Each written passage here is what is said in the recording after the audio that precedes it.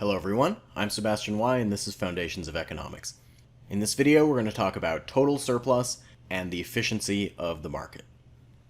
In the previous video we defined consumer and producer surplus and showed how to calculate those. Now we're going to put those together to calculate total surplus, our measure of the overall economic well-being in a market. To calculate total surplus, we take consumer plus producer surplus. That's it.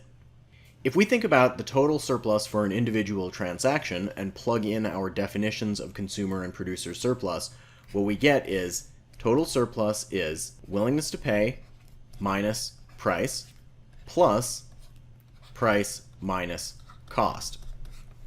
In this equation, we have a minus P and a plus P, so those are just going to cancel out. And what we're left with is willingness to pay minus cost. So we can think of total surplus as a measure of the net benefit to society due to this transaction having taken place. As long as it's possible to make a transaction where willingness to pay is greater than cost, then making that transaction was good for society as a whole. To illustrate total surplus, I'm going to draw in our demand curve and supply curve that we used in the last video. Both of these come from our example supply and demand functions that we've been using. Based on the graph, we can see the equilibrium price is 6 and equilibrium quantity is 20. Using our basic definition of total surplus that we just wrote out, willingness to pay minus cost, we can do the exact same exercise we did before with the producer and consumer surpluses on their own and find a consumer's willingness to pay and keep drawing the line all the way down to a corresponding seller's cost. We could then continue doing that for all of the other buyers and sellers who are participating in the market. And what we can see again is this triangle forming. This means that our total surplus is going to be the area in between the supply and demand curves. Since we have linear supply and demand, that shape is going to be a triangle. We can then use the area of a triangle to calculate this.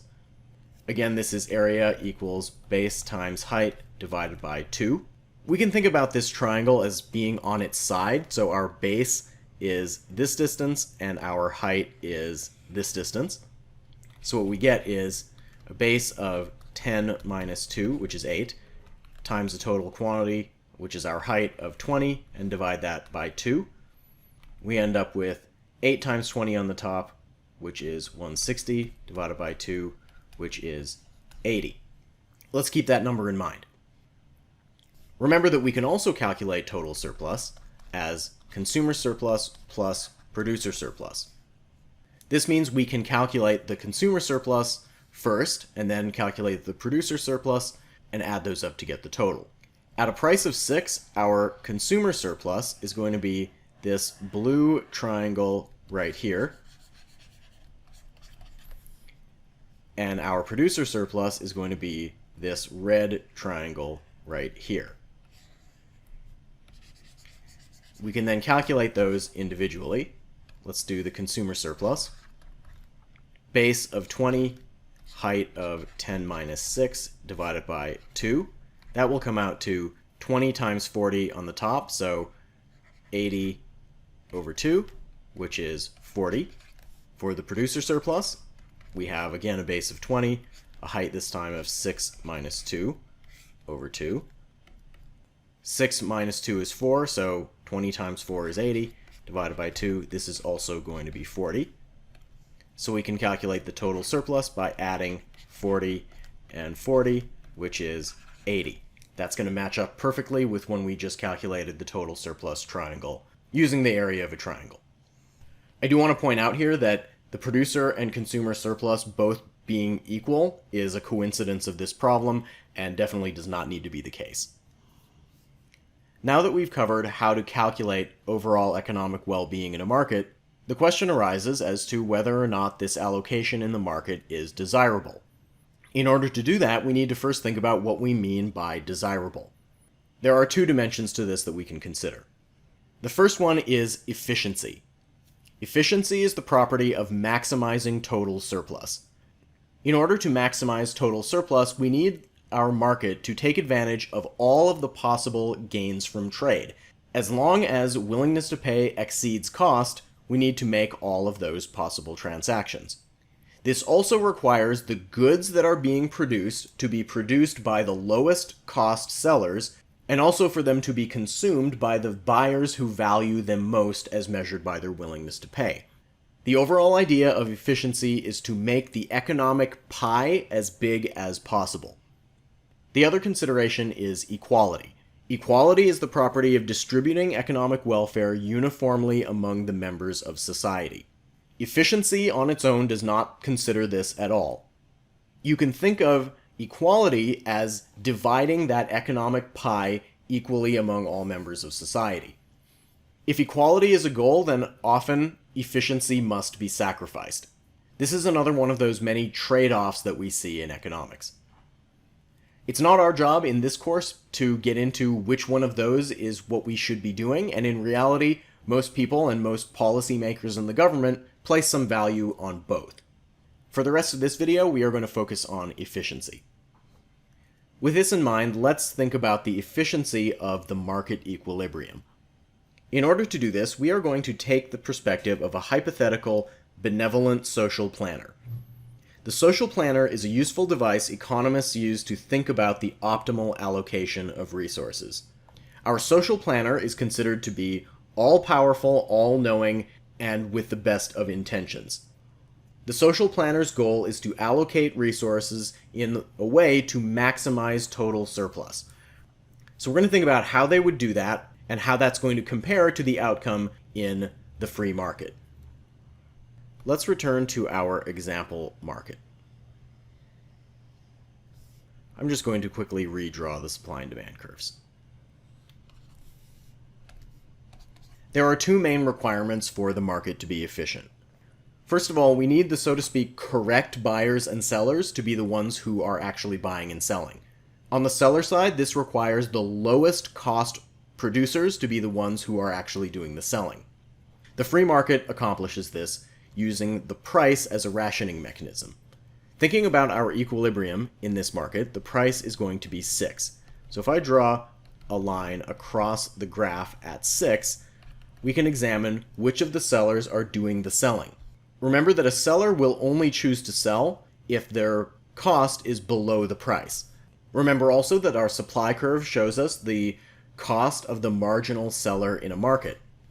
This tells us that all of the sellers with cost below the price, that is all of the ones on this side of the market, all of these sellers have a cost below 6. Over on this side, all of these sellers have a cost above 6. But none of those are going to be selling any goods, only the ones with cost below. On the buyer side, the exact same thing happens. The demand curve shows us the willingness to pay of the marginal buyer. Buyers will only choose to buy if their willingness to pay exceeds the price. Just like with the sellers, this is going to sort the buyers into two groups. The ones who have a willingness to pay above 6 and the ones with a willingness to pay below 6. Only the ones with a willingness to pay above 6 are going to buy. This means that price as a rationing mechanism ensures that only the highest value buyers buy and the lowest cost sellers sell. Therefore, the benevolent social planner has no way to improve upon this aspect of the free market. So we've shown that if 20 units are being sold in the market, those 20 units are going to be produced by the right sellers and consumed by the right buyers. The next question, though, asks, is 20 the right quantity? Let's examine this by first considering what happens if the quantity were below 20. Let's suppose that the quantity is lower than 20, say at 15. Recall from our definition of total surplus as willingness to pay minus cost, we can always increase the total surplus in the market as long as some transaction can be made where willingness to pay exceeds cost. We can see that is the case here. If we look at this one right here, we can see that there is still a gap between willingness to pay of some buyer and cost of some seller. meaning that if we are only at 15 units, we've left some potential total surplus on the table. Now let's suppose we were to go past 20 up to, say, 30. If we were to go out here, past 20, we now have the supply curve sitting above the demand curve, meaning that cost now exceeds willingness to pay.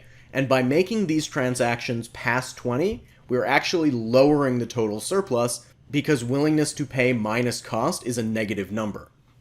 What this means is that the market is going to arrive at the efficient quantity, in this case 20, and our benevolent social planner cannot improve on that allocation. This leads to an interesting result that the market equilibrium is efficient. This would tell us that if efficiency is our goal, then a laissez-faire economic policy would be appropriate. Laissez-faire is a French term that just means let the people do as they will. So the government would take a hands-off approach to this type of market. The reason why this result is interesting is that everyone in this market was just out for themselves. The buyers were trying to maximize their consumer surplus, the sellers were trying to maximize their producer surplus. Everyone was motivated by their own personal greed, but what we end up with is an outcome that is efficient in terms of society. This is what led Adam Smith to say that it was like people were guided by an invisible hand towards this efficient outcome. Even if a social planner did try to achieve this same outcome, they would have to have an incredible amount of information about every single seller's costs and every single buyer's willingness to pay, which is practically impossible. Before we move on, it's very important to point out that we have just painted a very rosy picture of the free market. The efficiency that we've just shown rests on two very important assumptions that are often not true in reality. The first assumption is that the market is perfectly competitive. We talked about this a few videos back. This assumption says that no buyer and no seller has any market power. If anyone has market power, that means that they can exercise some influence over the price and potentially use that for their own personal gain.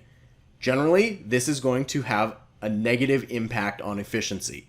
The individuals who have market power will benefit at the cost of total surplus and society's well-being. We're going to get into this later when we talk about monopoly. The other assumption is that what happens in the market stays in the market.